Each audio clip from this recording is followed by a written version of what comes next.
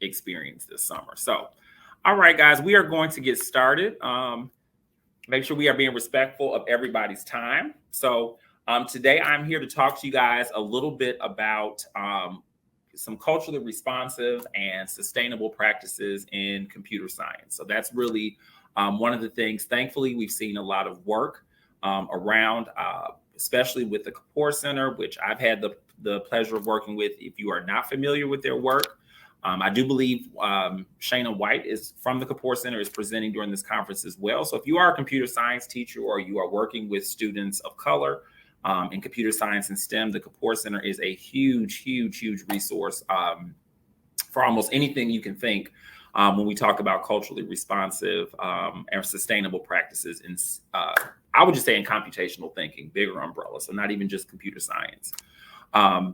And so with that, I'll talk to you about my little piece of the pie, which is coding with culture. So I guess coding with culture would describe my business first and foremost, but also it is a way that I would say kind of sums up my pedagogy when I talk about how I teach and how I approach teaching these subjects to children of color. And not only creating or presenting the opportunity to learn more about the hard skills on computer science, but also inspiring them to kind of charter or to trailblaze uncharted territory.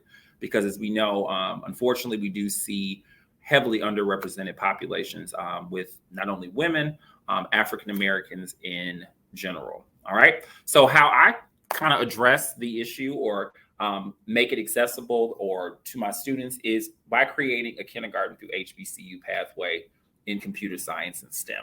So that means not only giving them the skills, empowering them by teaching them about people who look like them, who've come before them, who have kind of done what they are seeking to do, but also it gives them a very realistic place and method to go about doing that. And today during our presentation, I hope to kind of cover not only why I think it's important to introduce students of all backgrounds to HBCUs, but also some practical ways that you guys can incorporate that into your classrooms. All right, I have my my wingman today. Brian is in the chat handling questions. So I'm looking on my screen presenting. So if you guys have anything, please feel free to type in the chat. I want this to be as informal as a conversation as possible. And I'll pause every few minutes and kind of check in, and Brian will let me know if there's any questions. All right. Cool beans. All right, so I am Coach Hicks. I have been teaching, believe it or not, cannot believe I've signed up for, this will be year 21. I have had the pleasure of teaching everything under the sun from computer science for the last 6 years. My background is actually in dance education. I've been a step coach. I've taught Title I reading interventions. Pretty much you name it, I've taught it. But one of the things that I have found has been great is my love for HBCUs has been infused all throughout. And I think I've been very, very proud of the influence that it has had on my students, but also in teaching students from other backgrounds about cultures and or other cultures and backgrounds other than their own. My HBCU love came from my time at Clark Atlanta, where I'm a proud alum and what brings me to Georgia. Again, founder and director of Coding with Culture. We are a very, very grassroots organization. We were founded out of the pandemic, kind of a virtual computer science and STEM school program, so to speak, for students in K-8. And we've expanded now into the in-person space in Decatur with our new partnership with Decatur Makers. And again, all of this under the umbrella of providing these HBCU-ready, culturally relevant, and sustainable opportunities for our students. I'm the proud secretary of the Computer Science Teachers Association, the Georgia chapter. And I think I said I'm an uncle. So these are my nieces. Speaking of people critiquing, these are the young ladies who keep me on my toes. I am not a parent, so I'm very happy that I get to send the people that I love very, very much home with other folks. So these are kind of some of the things that make up Coach Hicks. So HBCUs, I think one of the things we have to think about is why are they relevant? So out of all of the topics and things, when we talk about that we can talk about in our classrooms, why focus on HBCUs? And I think there are several different reasons, and we'll talk about some of the points and the benefits of presenting these institutions to your students. And I think I want to make sure that we look at it from two sides. I think there's the students using the culture and the background or histories of HBCUs as material to code about or to create programs around. But also, as they're doing that, I think I would be remiss to not mention that they're getting this kind of like, if you are a subscriber to the if they can see it, they can be it type situation. You really, really could not find a richer resource. So why are we talking about these things, Coach Hicks? Well, number one, HBCUs possess a rich and strong cultural history. Okay. I think it is important to say that examples of Black excellence empowers Black students. Okay. So some of the same reasons we teach about some of the cultural or historical periods in history, I think that the more that students see excellence in themselves, the more that it empowers them, which again, when we're asking them to do things like be vulnerable and problem solve, or to have a voice when they're collaborating in these groups, when your classroom has a culture of excellence and they just realize that these not only is it attainable and they're being inundated day in and day out with these examples, I think students are more willing to take a open-minded attitude towards tackling some of those problems. One of the big questions I get a lot is, Coach Hicks, why I don't teach all Black students? I have a heavy Hispanic or Latino population, or I teach Caucasian students. So what is the relevance there? And I think if we really look at the definitions of DEI, if we really think about what inclusion and diversity means, it's not just minority cultures learning to subscribing to majority cultures. I think the way that we establish a mutual respect, the ways that we teach our kids without necessarily explicitly saying it, that everybody has a seat at the table, okay, and everybody is worthy of the same respect, is we have to show them in practice. So by teaching about cultures that may not necessarily be theirs, it shows that we need to be inclusive. So not only are we teaching inclusion, but we're also modeling it by what we choose to incorporate in our classrooms, okay? So I know we may not all be familiar with what HBCUs are. So I do want to kind of frame that. I have a quick video, it's about 5 minutes, that kind of talks about some of the relevance of HBCUs. And I think it'll help us shape the rest of our conversations. All right. So we will watch this together and then I will pause for questions. If you guys can't hear it, I'm going to, Brian, if you hear anything in the chat, but I think we should be good. I checked to share my audio. Let me make sure this big first. What's up, world? It's your boy, Jalil. All right? It's Yard Talk 101. But look, let's have a moment here. Let's talk. Can I talk to you? All right, cool. Let's talk. So look, education, it's important to me. It's important to you, all right? But at one point in time in the African-American community, as well as the minority community, education wasn't something that was provided to us. We had to fight. We had to tussle. We had to rustle.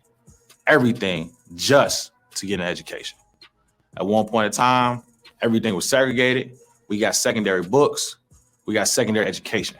However, historically Black colleges and universities were created in order to provide us, African Americans, the opportunity to receive an equal, if not better, education to our white counterparts.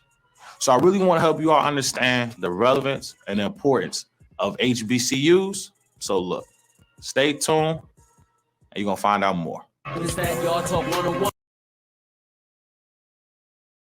The universities all across the land. Prior to the Civil War, there was no structured higher education system for Black students. Public policy and certain statutory provisions prohibited the education of Blacks in various parts of the nation.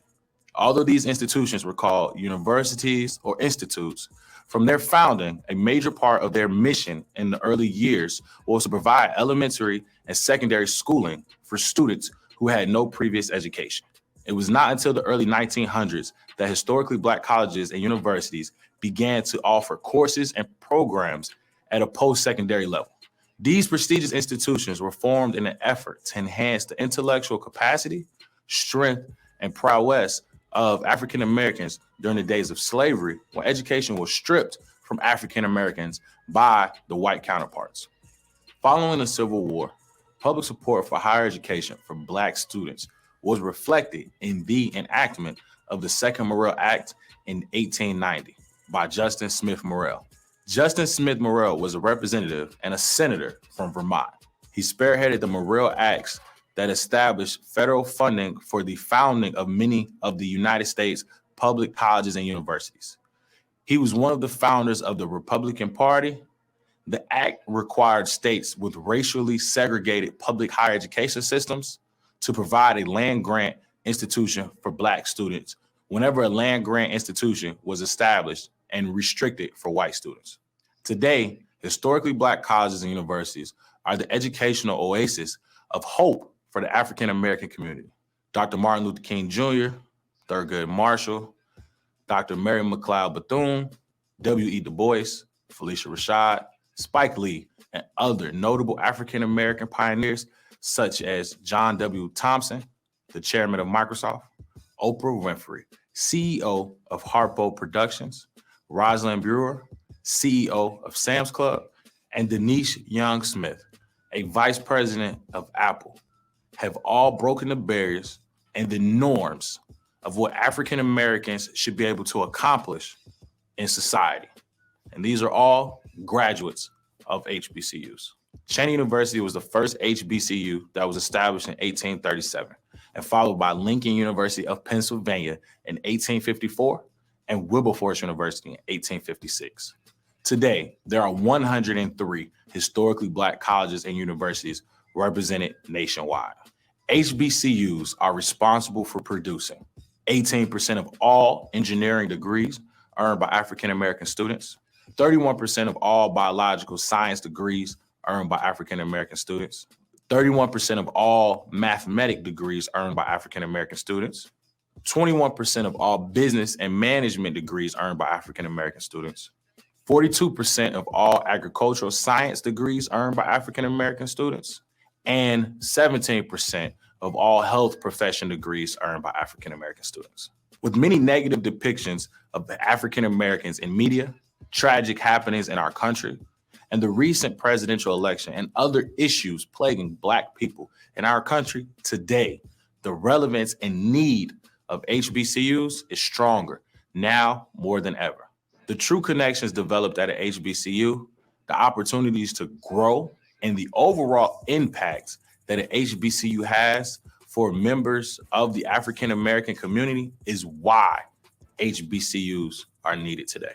Students that are interested in attending HBCUs have a number of avenues to receive scholarships from organizations such as the United Negro College Fund, Thurgood Marshall College Fund, Tom Joyner Foundation, and they could reach out to the HBCU of their choice for additional scholarship opportunities. In regards to the student populations of HBCUs, the top 5 largest HBCUs are North Carolina A&T State University, located in Greensboro, North Carolina, Howard University, Washington, D.C., Florida and A&M University, Tallahassee, Florida, Jackson State University, Jackson, Mississippi, and Texas Southern University, Houston, Texas. Now that you have a better understanding of historically Black colleges and universities, I challenge you all to find out more, to understand the relevance, because today, people are questioning the importance of HBCUs. And by now, we all know that that is not right and that HBCUs are relevant, all right? And to get the latest scoop of the Yard, all right, check us out at Yard Talk 101 on Snapchat, Twitter, Facebook, Instagram, or YouTube.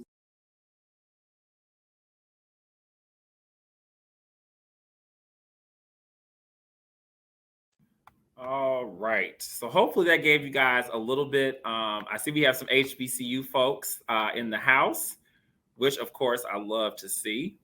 But also we want to make sure that, again, so hopefully it's a celebration for some of the excellence of our institutions, but also to give a little bit of context as to why historically Black colleges are very important, not only to the African-American community, but to the fabric of American society as well.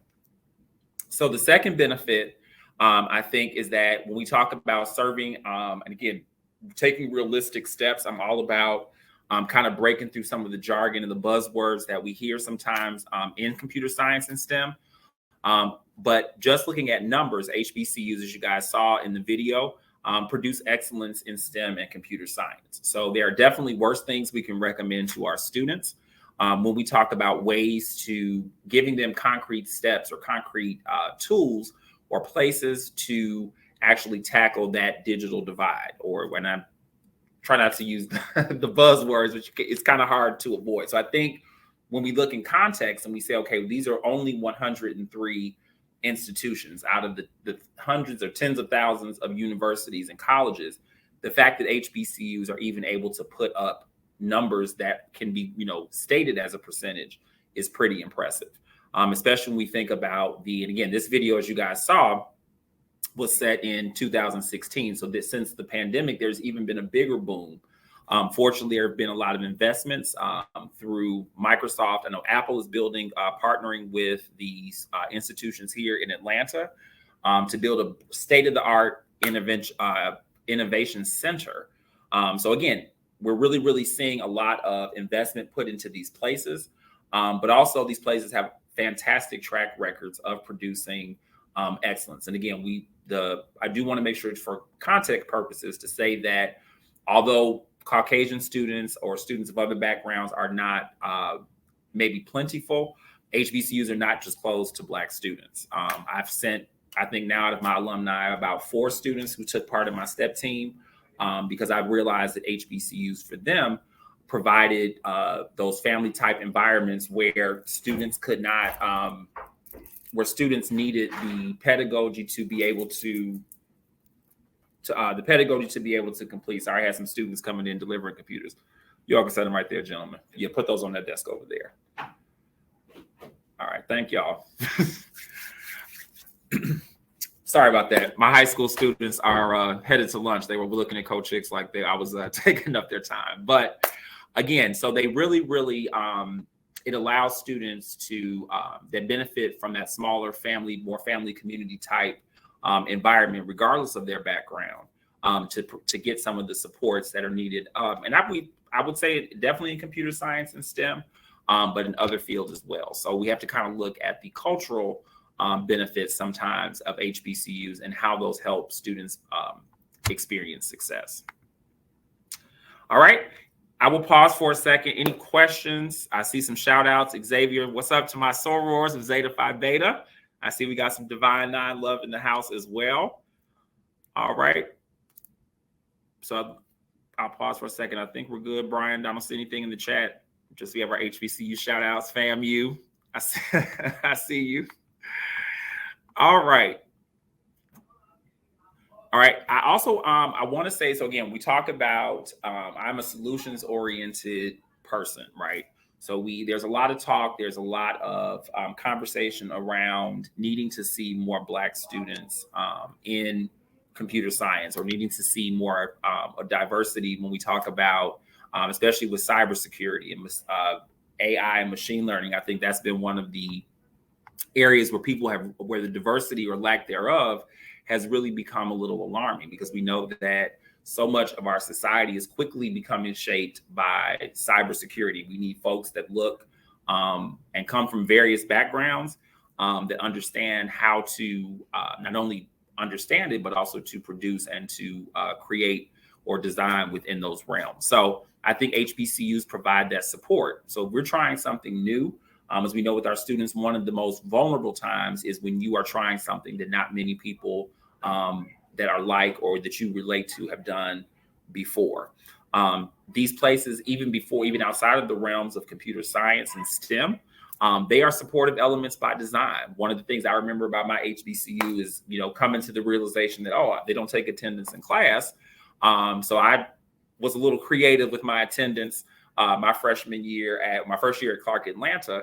And my professor popped up at my dorm, 9 o'clock in the morning, knocked on the door and was quick to say, hey, I've already talked to your mother. And she had sent her almost a spreadsheet of the amount of money I had wasted, but again, 18-year-old Victor did not realize I needed that type of support, because that was what I was used to in my smaller elementary schools that were predominantly African-American. So I had a very, diverse experience in high school, but what I realized was that the things that it took me to be successful, I needed that sense of connection.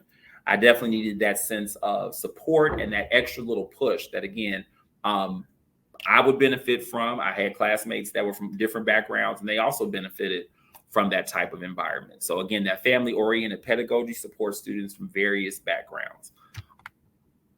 All right. All right. And I think I would be remiss to say that HBCUs really have a lot of fun, culturally relevant, relevant content to explore. Okay. HBCUs have a lot of cool things going on, whether it be the bands, whether it be the fraternity and sorority life. And a lot of these things speak to, so again, we talk about the why, and again, all of these benefits that students can be exposed to by learning about HBCUs.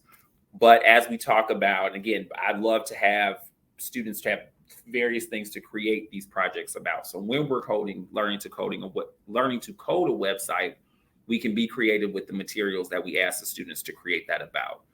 If you're creating a video game, it doesn't necessarily have to be a generic sports game. There's very simple and easy ways to incorporate HBCU culture into those things as well. So if you look at it, I know one of the things we do is an unplugged lesson, a little bit of a remix of the code.org lesson where the kids make the happy map. So it kind of gave them a sense of algorithmic thinking, but I said, okay, how can we make this a little bit more? How can we give the added bonus of a culturally relevant or sustainable piece? So we took that idea of having students explore algorithmic thinking, and that's, again, the hard skills. So the decomposition, the sequencing, the, communicating directions in a step-by-step process, the debugging.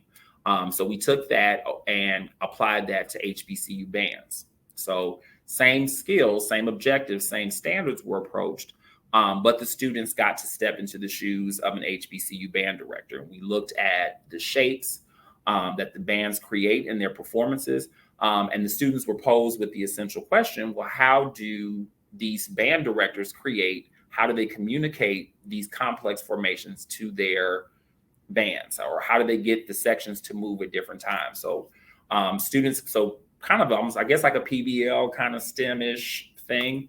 The kids went in and had to create a system of code. They looked at some band HBCU band videos. So then we have, again, the cultural immersion right there. And then they took individual formations and actually had to write an algorithm to create the final project. So that was a very good way to take some of the same concepts, but really add a little bit of flavor, a little bit of cultural spice, a little bit of HBCU flavor to algorithmic thinking. Okay. So just to kind of give you an example of, you don't necessarily always have to recreate the wheel, but it's ways to get those little pops of culture in there that are, again, very beneficial to students, but we're not sacrificing the computational thinking skills that we want the kids to have as well. All right. So what is the how? So if you are classroom teachers like Coach Hicks, I know all of us have been there. One of the things I've always said, if I'm given the the opportunity, the blessing to speak to teachers, I'm huge on giving very concrete, like, hey, I did this on this day with this grade, because I think sometimes in PD, we talk about a lot of ideals, but it's kind of hard for us to really go through and, or sometimes you just need that little bit of example. And then that kind of helps springboard. So I will say, before we get into the how, it doesn't necessarily have to be HBCUs per se. Okay. I think the important bigger picture that we want to go from is that we start becoming more cognizant of that cultural immersion. Now, I will say, I think all students would benefit from these great things that HBCUs have to offer. But also, if you do teach an older population, or you teach a population where HBCU history and culture may not be as relevant, introduce it. But also poll your students. Are there things that speak more to the cultural backgrounds of the populations that you teach? I think it's just important that, because again, some of these ideas can be remixed a little bit. Please feel free. But the subject matter can be remixed a bit. Okay. So I just want to think about, as we talk about some of these practical ways, in case you're like, okay, well, I'm thinking about, maybe jazz music, or, if breakdancing is big, or, hip hop. There's so many different cultural things that you can plug into and allow students to practice computational thinking at the same time. All right. So one of the easiest ways I do is in the beginning. So in my do nows, my students, I love to have a soft start, especially with middle school. So when they come in, there's usually about 5 minutes of student choice, or it may be a teacher directed do now activity, depending on the period of the day and which group of my darlings I'm talking about. But this is a great way to incorporate culture. So on the left, this is an example. I have an HBCU STEM gym. So this is I normally do this with my QR code. So the kids can have their devices and they can go around, and different content pops up with HBCU facts. So maybe it's a video that I made on Flipgrid about the HBCU of the day. So again, a quick way where I don't have to take out instructional time or explicitly teach HBCU culture or history, but it's just a way to expose students to some of the things that they offer.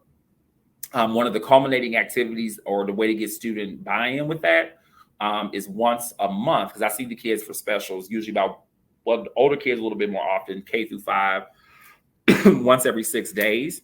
As we incorporate, so once a month, they take notes, and then we have like a Kahoot game show. Now, I'm pretty sure every teacher on here has used Kahoot, but that gets my kids going. So HBCUs have had a lot of success writing some of the different HBCUs and getting t-shirts or banners, and the kids play for prizes.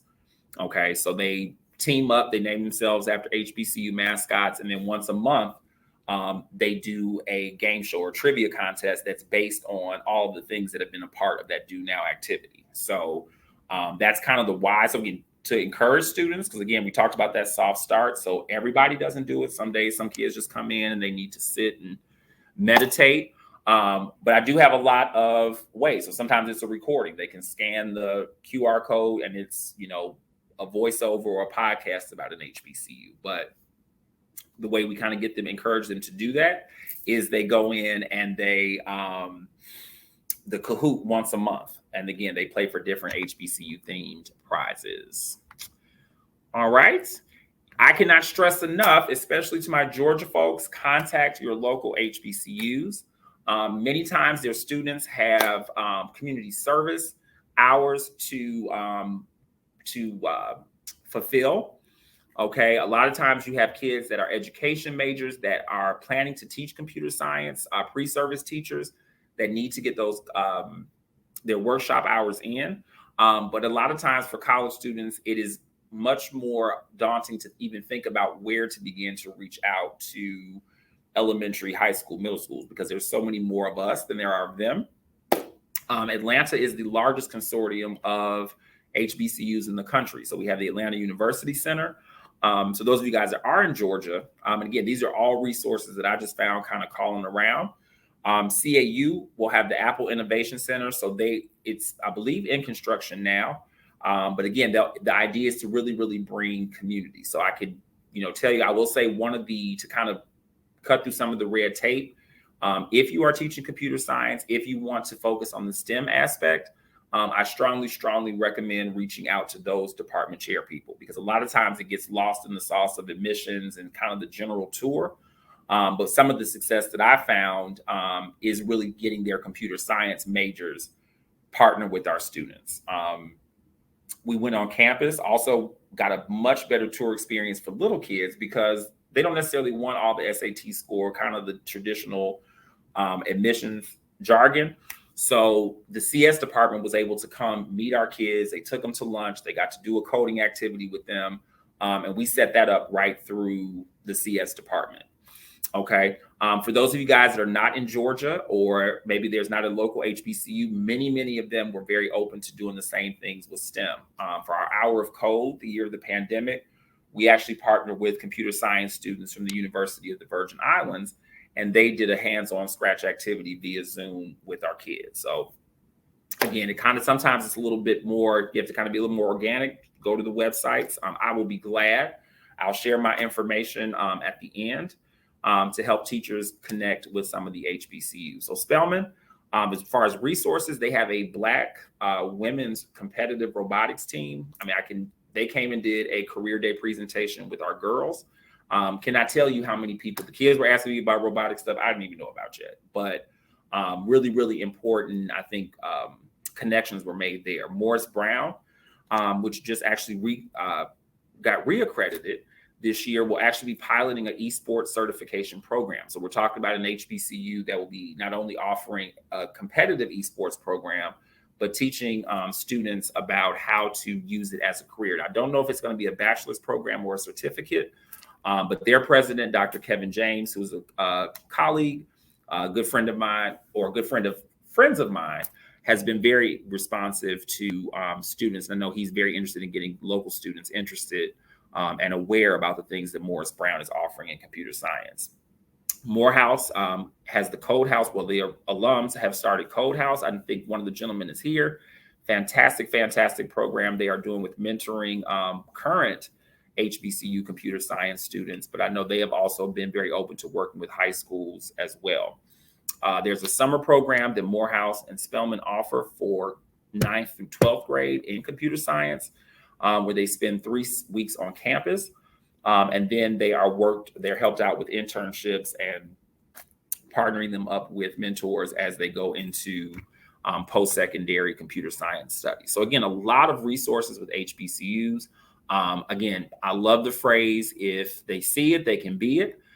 So these are some quick ways to incorporate, to get students, because again, of course, when college students say things, it's much cooler than we do. So just another way to get some folks into your classroom space. And again, feel free to email, contact me, let me know. And I would definitely be interested in helping you guys partner with some of these institutions. All right. Oh, sorry, pause that. So on a bigger scale, another way that you can do, I've used, and this transcends through our classroom and our some of my summer camp or after school camp programs, is our HBCU themed project-based learning. So what we do is students create kind of the crux of the lesson is the engineering design process. And then students or groups of students are challenged to think of ways that they can use the EDP to create this fictional HBCU. So the thing I loved about this lesson is that I can tie in, or at least room, we talk about PBL, to tie in a lot of, or various CS, broader concept, computational thinking, or even broader umbrella of STEM. You can incorporate some of those hard skills, practicing some of those hard skills as they create the various aspects of this program. So for example, the big part of the one the kids are working on this summer is a Minecraft HBCU prototype. And it ties in areas. They have to look at measurements of HBCU buildings. What buildings do we actually incorporate on campus, and why? Why is that important? It ties in mathematics depending on the age group. So we talk about building things to scale. And then here on the right, just to kind of show you how the project differentiates between age groups, my younger kids had to do, they're showing what they know, was creating a Lego model of their campus. So similar concepts, similar skills, all based around the engineering design process. So again, making sure that there's relevancy in these lessons and students are really practicing essential 21st century skills.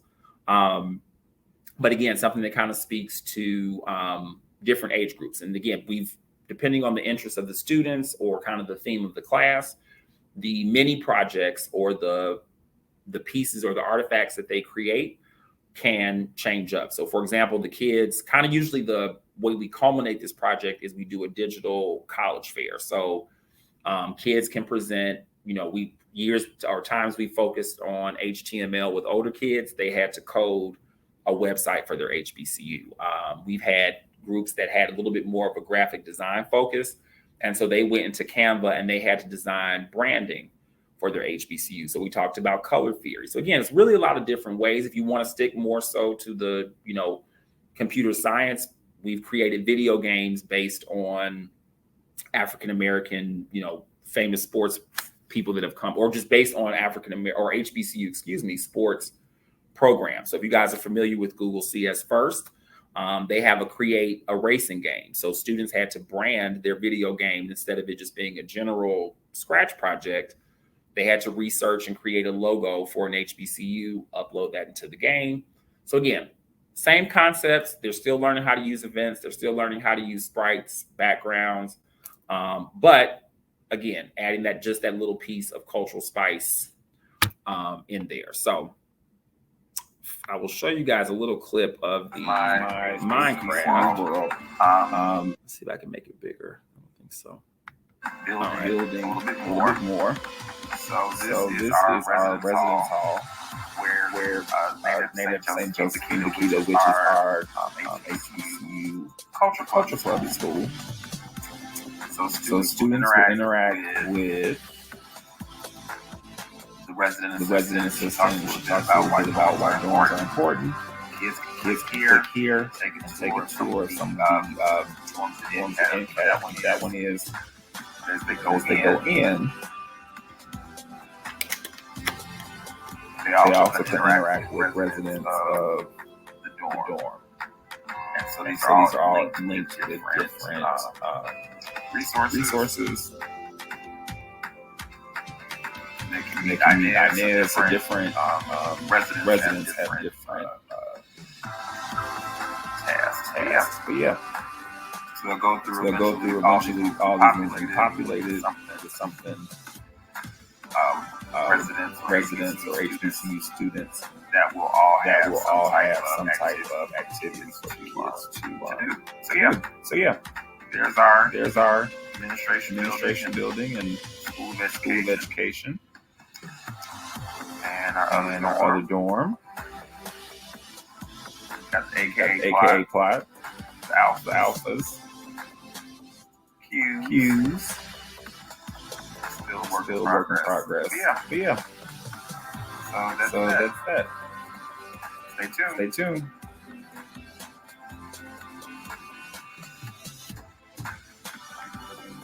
All right. So to give a little bit of reference, that's me. So that's why you heard my voice. Normally that would be one of my wonderful children talking to you guys. But when I do this, so I create my lesson or my world in Minecraft as well. So students have an example of what it is. And again, as you saw, the NPCs or the non-player characters all have resources. So when we're learning about dorms and the lessons on the different buildings, that's also in Minecraft. Now that serves two purposes. Number one, Minecraft is much more exciting than me. So it builds the students' excitement around this really, really cool end project that they're going to create, which is, incentive to listen to all of Coach Hicks's madness before.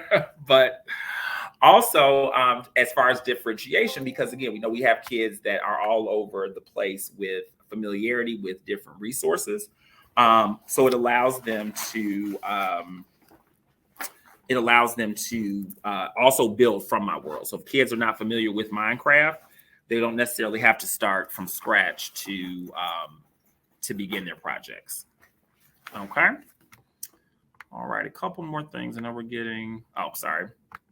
So this was more of a hands-on thing. So I know we talked about looking at different grade levels. So with this project, so the kids, when my kindergarten kids do the design an HBCU project, they still kind of go through the end. Sorry about that, guys. Sorry, we had a little bit of a snafu. I'm sorry. Our Wi-Fi kicked in and out real quick. Okay. Here we go. All right. So these were the examples of our kids' HBCU projects. So again, same concept, of course, age-appropriate introduction to the EDP. But instead of create their projects in Minecraft, they actually built a model campus. So this was everybody in kindergarten. We talked about collaboration skills with small groups. They each took a different part of campus to build. So again, not necessarily hands on a laptop, but they're definitely exploring important computational thinking processes. And I know as a computer science teacher, as I kind of learned the tricks of the trade, I realized that coding was just one piece of the puzzle, right? We really wanted to get these kids problem solving more specifically using computational thinking strategies.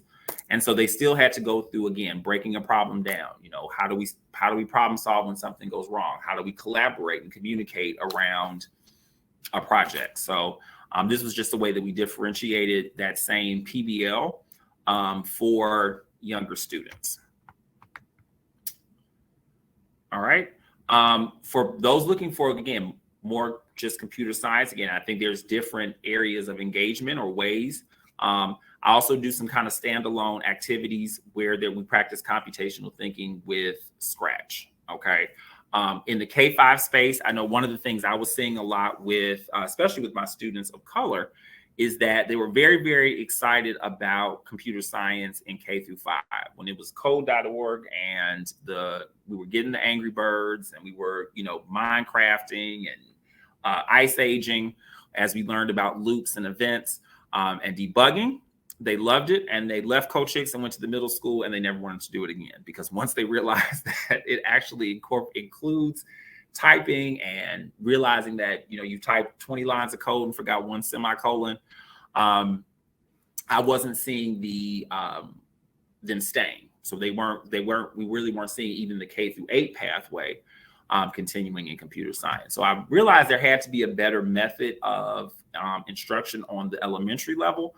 And so I started kind of, as I looked at my scope and sequences, as I started to really, you know, kind of flesh out best practices, looking at ways to teach concepts and then have a project-based piece to kind of show what they know. So to kind of give you reference, if you guys use some of the more tutorial like Tinker or code.org, looking at all of the lessons. So they will go through and do the guided lessons through loops. And then there was some type of project, generally with more of a sandboxy. For those of you guys that are not computer science folks, that means basically they're just free to code, right? There's all the blocks, the commands are there, but there's really not a lot of like predetermined assignment. Okay, they can kind of create whatever their ability allows.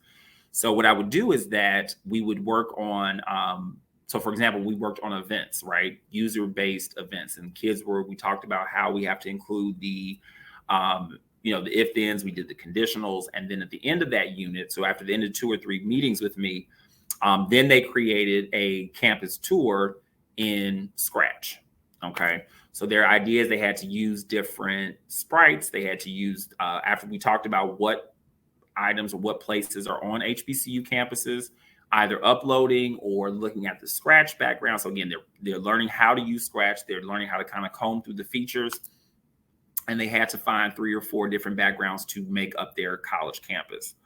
And then the info, the way that we incorporated the events, and again, learning some of the basic blocks and programming commands, was they had to get make the tour interactive. So maybe there was as they clicked on the library, it told about, you know, the history. So I've done this where kids have created their own. So as a part of the design your HBCU process, but also if I wanted to use it as a way for kids to complete digital research. Sorry. This was also a way to incorporate that. So again, many different ways, many different entry points, a lot of different technology and computer science skills that you can use. Depending on which skills you want to hit, you can kind of tailor and tweak your lesson accordingly. All right. So that is all that I have for you guys. I definitely want to hear from you guys. This is as I said, Coding with Culture is a very organic experience or organization. So we are, and I like it that way. I really want to make sure that we are, one of the things I love about teaching is making this as accessible as possible. And I realize I can make that impact with my students and with the students I've been blessed to work with in our virtual camps. But I do realize that truly empowering kids to go into computer science careers and to approach computer science in a different light, I need as many of you all passing the message as well. So you guys see all of our socials. Twitter is the only one that, because of course you have a character limit, so it's Coding W Culture. Everything else, Instagram, Facebook, website, is all Coding with culture spelled out. Okay, my email is here, victor.hicks@codingwithculture.com. And so please, please, please, again, if you need any help with connecting with HBCUs, with working with students of, or again, if you want me to come, and I promise I'm somewhat cool. Actually, I think I'm actually cooler to other people's students than I am to my own. But as I am in transition, hopefully we're looking, fingers crossed, to be doing Coding with Culture full time. So we will be looking for schools to partner with, homeschool cohorts, and looking at the best way we can get these culturally responsive ideas and methods to as many kids as possible. All right, so that is all that I have. I think I saved y'all a few minutes. I know my children are wondering where I am, because that they invite me to sit with them at lunch so they can ignore me, but you know, it's part of the course. But I did enjoy sharing this with you guys. Like I said, please, please, please reach out if you have some ideas you want to talk through, some ways or some things you've been thinking about. We can definitely meet up, and I would love to help talk you guys through some of the things that I've done, and how we can help you guys work out. Okay. And I think Brian will be doing some stuff with GADOE soon, so stay tuned. We'll have some gems for y'all soon. All right. You guys enjoy your afternoon. It has been a pleasure. Brian, do you have anything for everybody? I don't. I was just gonna say, great presentation. I appreciate it. It's definitely a value add. It's something we need to continue to promote. So thank you. Thank you, sir. Well, hey, I appreciate you all continuing to have me. So it is definitely appreciated. Thank you.